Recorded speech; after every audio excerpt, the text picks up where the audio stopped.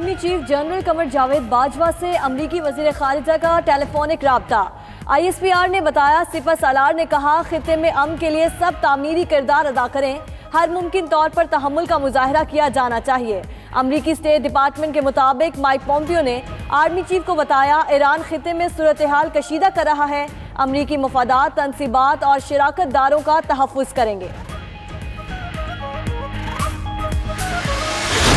ایران میں حکومتی تبدیلی نہیں چاہتے، ڈونلڈ ٹرمپ کا کہنا ہے کہ جنرل قاسم سلیمانی کا دور ختم ہو گیا، گزشتہ رات کی کارروائی جنگ روکنے کے لیے تھی، شروع کرنے کے لیے نہیں، امریکی مفادات کے تحفظ کے لیے جو بھی کرنا پڑا کریں گے۔ امریکی صدر کی پریس کانفرنس۔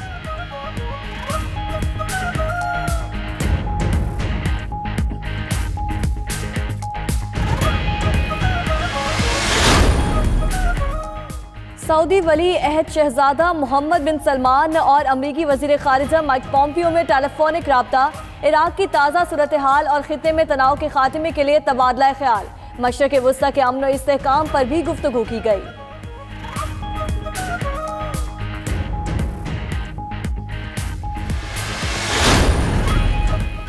جنرل قاسم سلیمانی کا وسطیٰ میں جاری کشیدگی عروج پر پہنچ گئی، مزید 3000 امریکی فوجیوں کو مشرق وسطیٰ میں تعینات کر دیا گیا۔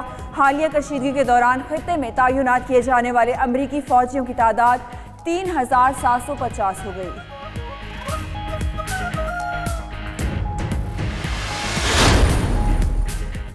جنرل قاسم سلیمانی پر ایران کا شدید رد عمل، سپریم لیڈر آیت اللہ خامنہئی اور صدر حسن روحانی کا بدلہ لینے کا اعلان۔ جنرل اسماعیل قانی القدس فورس کے نئے سربراہ مقرر، ایرانی سپریم لیڈر سید علی خامنہئی کی جنرل قاسم سلیمانی کے گھر آمد، خاندان سے تعزیت کی۔ عراقی وزیر اعظم نے امریکی حملے کو جارحیت قرار دے دیا، مقتدیٰ صدر نے امریکہ مخالف فوج کو دوبارہ فعال کر دیا۔ روس کا کہنا ہے ایرانی جنرل کی پریشانیاں بڑھیں گی، چین کی فریقین سے صبر اور تحمل سے کام لینے کی اپیل۔ مقبوضہ کشمیر میں ہزاروں افراد کا امریکہ مخالف مظاہرہ، عالمی مارکیٹ میں تیل کی قیمت میں $4.6 اضافہ۔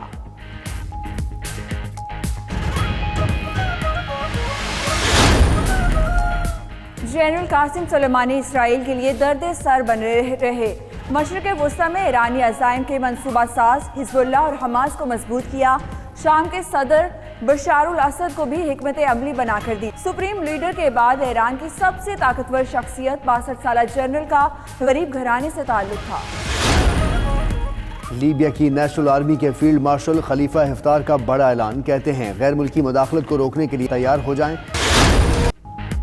قومی سیاسی قیادت کا قومی سلامتی کے امور پر اتفاق، فوجی سربراہوں کی تعیناتی اور ملازمت میں توسیع سے متعلق ترمیمی بلز پارلیمنٹ کی مشترکہ قائمہ کمیٹی برائے دفاع میں منظور۔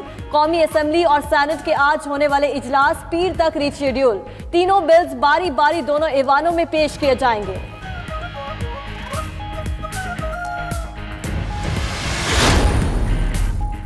اہم معاملے پر قانون سازی کے لیے حکومت کا مثبت فیصلہ، اسپیکر قومی اسمبلی نے شاہد خاقان عباسی، سید خورشید شاہ، احسن اقبال اور خواجہ سعد رفیق کے پروڈکشن آرڈر جاری کر دیے۔ پروڈکشن آرڈر کے اجرا کا مطالبہ خواجہ محمد آصف نے کیا۔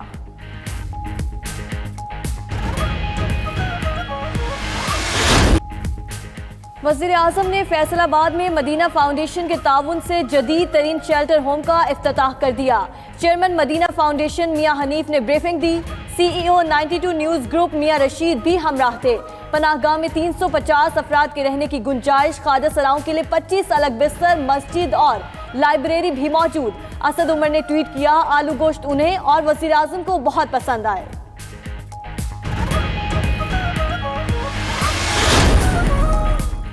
سوئی ناردرن 2.5 لاکھ گھریلو صارفین کو 45 کروڑ روپے واپس کرے گی۔ گیس چوری کے باعث اربوں کا نقصان پورا کرنے کے لیے گھریلو صارفین سے پریشر فیکٹر کی آڑ میں اضافی وصولیاں کی جاتی رہیں۔ وزیر اعظم نے 2 فروری 2019 کو گیس بلوں میں ہوش ربا اضافے پر انکوائری کا حکم دیا تھا۔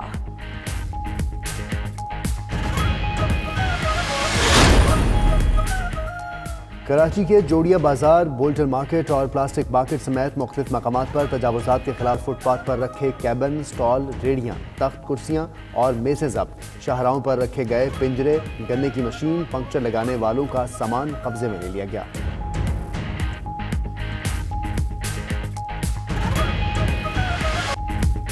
عظیم آزادی پسند لیڈر مولانا محمد علی جوہر کی برسی، سماجی کارکن، اسکالر، صحافی اور تحریک خلافت کے رہنما تھے۔ بھارت کے شہر رامپور میں پیدا ہوئے۔ جونیئر برٹش اوپن انڈر 17 مقابلے، پاکستانی اسکواش کھلاڑی نور زمان کوارٹر فائنل میں پہنچ گئے۔ نور زمان نے چوتھے راؤنڈ میں مصر کے کریم الطور کو شکست دی۔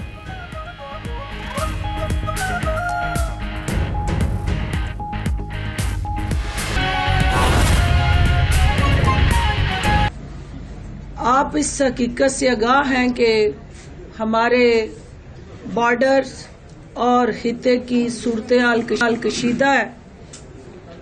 ایسی صورتحال میں ہمیں پاکستان کی تمام سیاسی جماعتوں کو قومی مفاد میں اپنے سیاسی مفادات کو پس پش ڈالتے ہوئے قومی مفاد میں یکجہتی کا مظاہرہ کرتے ہوئے اپنی افواج پاکستان کو تقویت دینی ہے، اور میں تمام سیاسی جماعتوں کو، ان کے رہنماؤں کو اس اہم ذمہ داری کو آسن طریقے سے ادا کرنے پہ مبارکباد دیتی ہوں، اور انہوں نے جس طرح نہ صرف اس ذمہ داری کا مظاہرہ کیا بلکہ جو بردباری دکھائی وہ بھی قابل تحسین ہے۔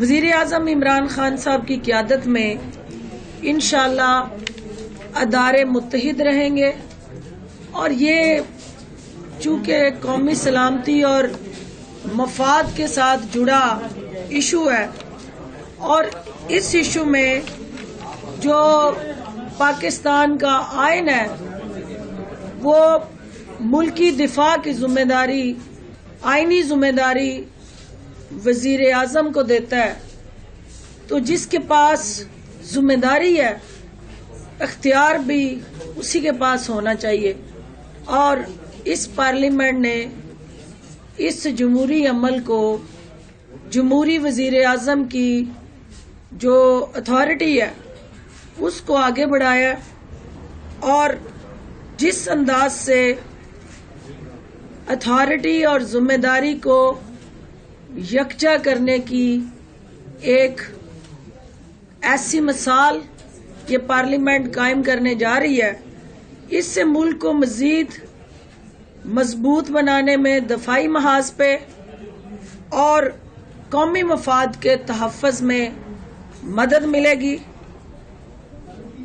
آج وزیر اعظم پاکستان نے اپنے پارلیمنٹیرین سے خطاب کرتے ہوئے بھی اس ضرورت پر زور دیا ہے کہ جو عوامی نمائندہ پارلیمنٹ کا رکن ہے اسے عوام کو جواب دہ ہونا ہے، اور یہ پاکستان کی سیاست میں جو جواب دہی کا عمل ہے اسی کو مضبوط بنا کے ہر فرد جو ہے عوام کے سامنے سرخرو ہو سکتا ہے۔